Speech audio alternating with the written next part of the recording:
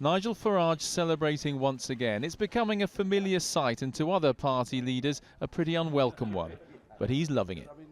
And the People's Army that support UKIP, despite shed loads of abuse that have been thrown at us over the course of the last 3 or 4 weeks, went out, voted UKIP, and this party has done something that hasn't been done for over 100 years. We have won a national election in this country, and I'm immensely proud of that achievement. I really am.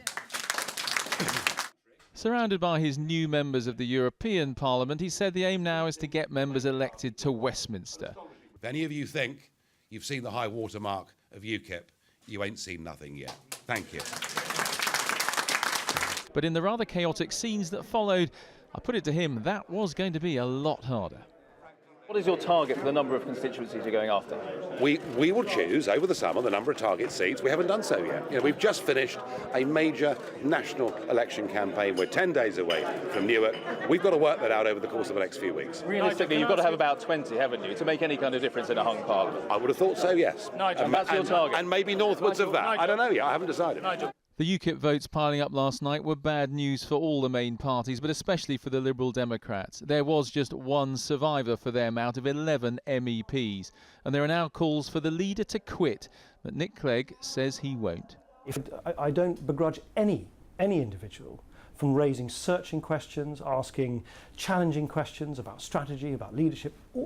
It's the most natural thing in the world after the electoral losses of the last few very, very difficult days. But the question is that really a shortcut to doing what the Liberal Democrats want to do for Great Britain? And I think losing our nerve, buckling now, washing our hands of all the difficult decisions exactly at the point when they're proving right would be the wrong thing to do.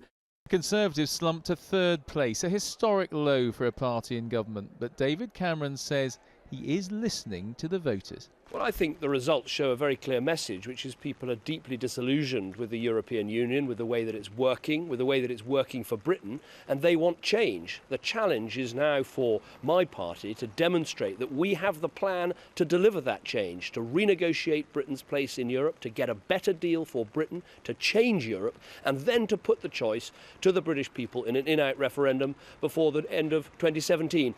Labour scraped into second place, but there are plenty saying the party should be doing a lot better. The leader, though, chose to look on the bright side. Well, we won the local elections. We beat the Tories in the European elections.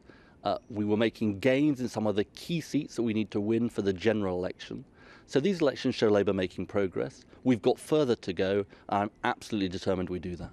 But he's the one today toasting another success and looking forward to the next round. Andy Belt, 5 News.